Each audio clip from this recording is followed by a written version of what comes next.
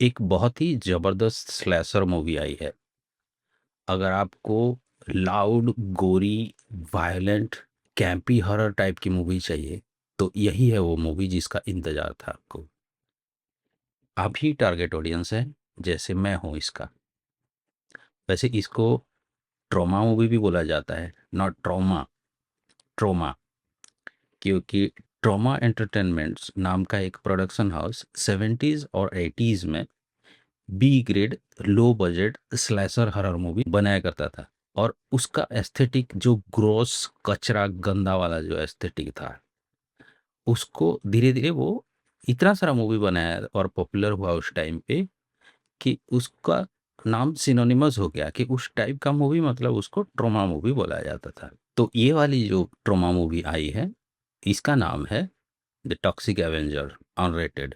लेकिन दूसरे B grade slasher और हॉरर मूवी की तरह नहीं हो के इसमें कुछ जाने माने चेहरे हैं, जैसे Peter Dinklage, Jacob Tremblay, Taylor Page, Elijah Wood, ऐसे लोग हैं। केविन बेकन है इसमें मेन विलेन रोल में। और इसमें केविन बेकन की जिस टाइप के रोल हैं, उस टाइप के रोल हम लोग पहले भी देख चुके हैं। ऐसी फिल्में जिसमें विलेन के रूप में उनके चेहरे में कुछ बदलाव होता है।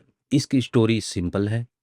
पीटर डिंकलेज का कैरेक्टर जो लीड में है, वो एक झाड़ूदार रहता है एक केमिकल फैक्ट्री में, और बहुत 12-13 साल तक उधर रहता है वो। एक दिन उसका डॉक्टर बोलता है कि उसको एक टाइप का ब्रेन कैंसर है उस केमिकल्स की वजह से, और इसको उसका इंश्योरेंस कंपनी, जो उसकी का ही एम्प्लॉयर वही केमिकल कंपनी होती है, वो लोग मना कर देते हैं। तो ये जाके उसके सीईओ से मिलता है और रिक्वेस्ट करता है, थोड़ा गुहार लगाता है कि बचा लो मुझे, मेरा बच्चा है, अकेला हो जाएगा। लेकिन वो लोग इसका मजाक उड़ाते हैं और उधर उसको मारपीट के टॉक्सिक वेस्ट का जो बीन रहता है, उसमें वो गटर रहता है, उधर उसको डाल देते हैं। उसमें वो जो केमिकल रिएक्शन होता है उसका उसका बॉडी म्यूटेट कर जाता है, और उधर से वो वापिस आता है काफ़ी ताकतवर होके, और बदला लेने निकलता है। ट्रॉमा प्रोडक्शन की 1984 में आई एक मूवी की ये रीमेक है। तो स्लैशर हॉरर मूवी के हिसाब से इससे जो एक्सपेक्ट कर सकते हैं आप, अगर आपको आइडिया होगा कि किस टाइप की मूवी की बात मैं कर रहा हूँ, तो ये एग्जैक्टली उसी रूट में रहती है और सब कुछ एक से एक डिलीवर करती है।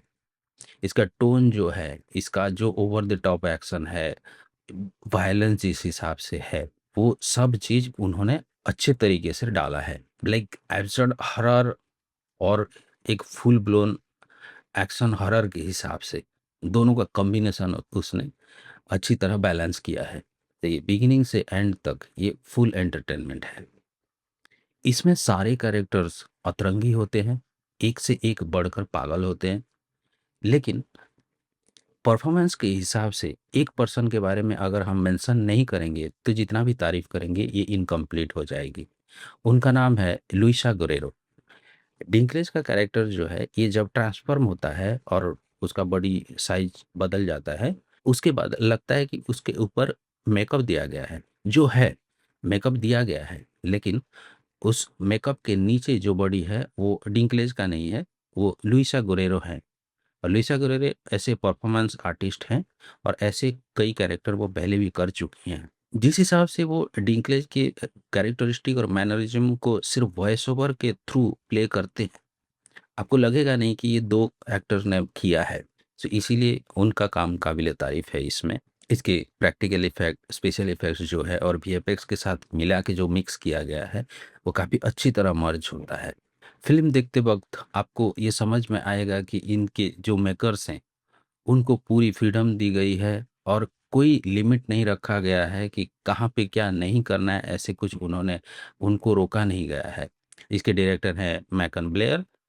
मैकन ब्लेयर को अगर आप नहीं जानते हैं, तो वो एक एक्टर भी है, और उनकी एक फ़िल्म है ब्लू रूइन, वो अगर आपने नहीं देखा है, तो प्लीज़ देखिए। Blue रूइन slow burn revenge drama में एक पोएट्री की तरह है।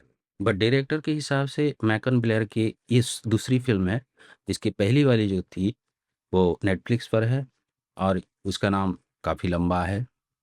और ये movie I don't feel at home in this world anymore, ये जो मूवी है, ये थोड़ा ऑफबीट लगता है, लेकिन ये आप बैठ गए और कैच कर गए तो ये काफ़ी अच्छी लगती है मूवी। टॉक्सिक एवेंजर की तरह डार्क ह्यूमर ये हो, लेकिन थोड़ा लोअर बजट है। कमिंग बैक टू टॉपिक, अगर आपने वो पुरानी वाली ओरिजिनल मूवी देखी है, या फिर छोड़ो कोई बात नहीं, उस मूवी को ज़्यादातर लोग जानते नहीं है, लेकिन अगर आपको कुछ अलग टाइप का चाहिए, रेगुलर मूवी जैसे हम लोग देखते आए हैं हर जनरा के, रोमांस, एक्शन, सुपर हीरो, ये सब देखने, इससे बाहर अगर कुछ एक्चुअली कुछ आपको एक ग्रोटेस्क ऑफेंसिव वाला चीज़ कुछ देखना है, तो ये वाला ज़रूर ट्राई कीजिए। जैसे मैंने शुरुआत में बोला कि आपको अगर कैंपी हॉरर, बॉडी हॉरर या हॉरर मूवी इन जनरल आपको पसंद है, तो ये आपको ज़रूर अच्छा लगेगा। सो एक बार ट्राई कर लीजिए। मैं ओरिजिनल वाला इसका बहुत पहले देखा था, मुझे लगता है अभी रिविजिट करने का टाइम आ गया है, और होगा तो उसके बारे में भी वीडियो बनाऊंगा। और जब वीडियो बनाऊंगा फिर नेक्स्ट वीडियो में मिलते हैं, तब तक के लिए गुड बाय।